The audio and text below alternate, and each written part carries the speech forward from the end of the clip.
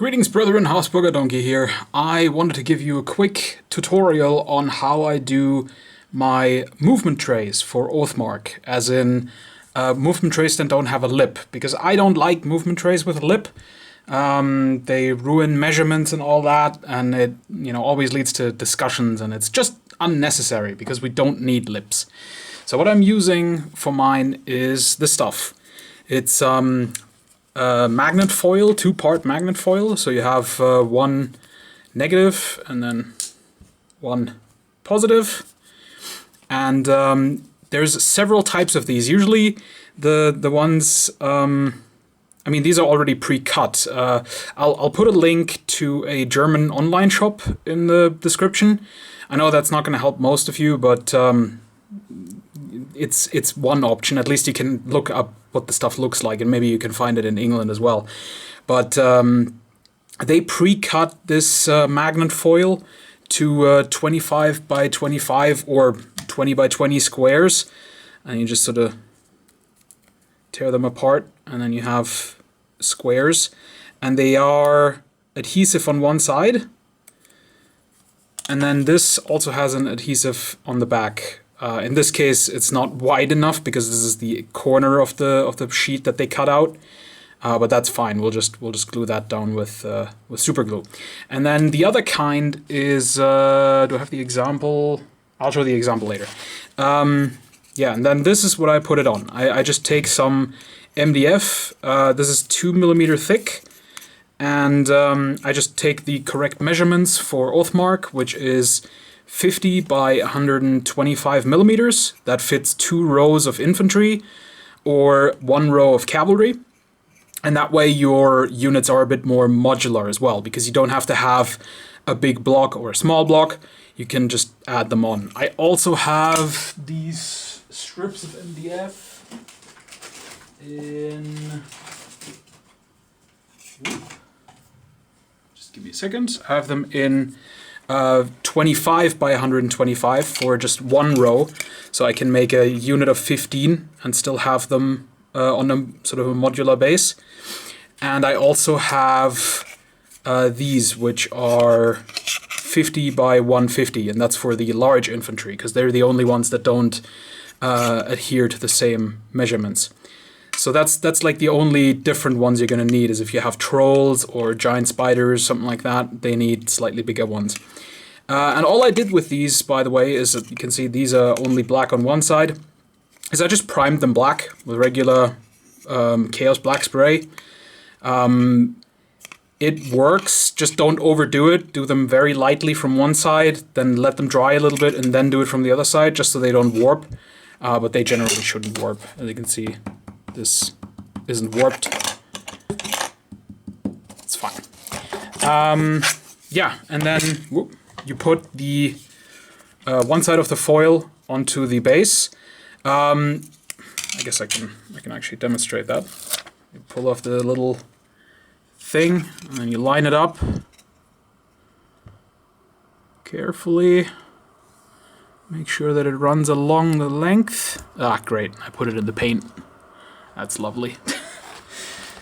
Ugh. Alright. Don't put it in the paint. And then you just flatten it down. You can, if you want to be really sure, you can put something heavy on it and let it set for a while. This one is larger now, so I'm going to have to cut it off afterwards, but that's okay. And then the bases, just stick to it. And then you put this on one each of the Oathmark figures. So let me take one Oathmark figure. And this is with the regular Renedra base that comes in the box. And you just pull off the adhesive. If you want to be extra safe with these, you can also super glue them on. I don't really do that because, I don't know, the figures are made of plastic, so it's not really a big deal. If they were made of metal, I might reconsider and super glue them on. Let me just make sure I align that properly. Try to get it in the camera as well. Yeah, just align it onto it. And then you press it down a little bit on the corners of the base. And then it's at this stage that I have some black paint here. That's why I dipped everything into black paint. And then I just paint both the edge of the base and the edge of the magnet black. And I guess you could also do that before you varnish them. In this case, they're already varnished. I don't really mind that too much, because since they're always going to be, or most of the time they're going to be on the movement tray, they're not going to really bump too much into the bases, and the paint won't chip off that much. All right, and then I'm just gonna, with some paper, because we have some smudges, we'll just wipe that off. But it doesn't really matter, the paint doesn't really affect the magnet. And then we have a sticky zombie. And then you can line them up wonderfully, edge to edge. Do that with 10 of them, and there's no lip, and it looks fancy on the battlefield. And I already prepared one, as you can see. This is the rest of the unit, well, one half of the unit. And I have a few more lads. And then they all fit on here nicely.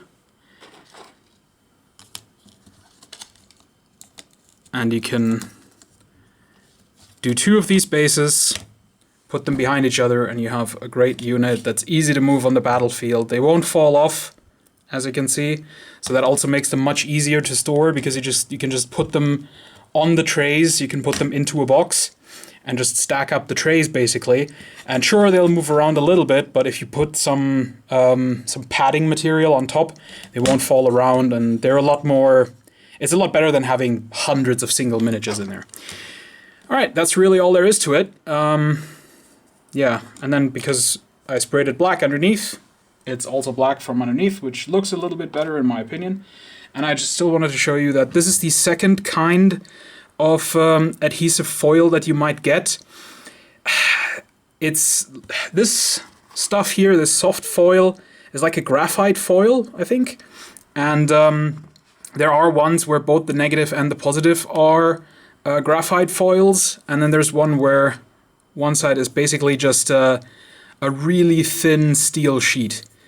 And on these also the adhesive doesn't work, so you have to super glue them down. And the edges are incredibly sharp.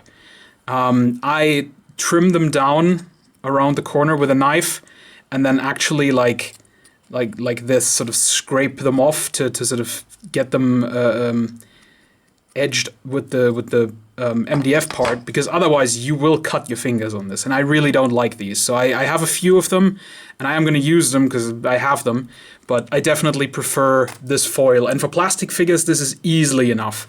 The only advantage that this has is that it makes the magnetization much stronger. So if you have metal figures, this might be the way to go.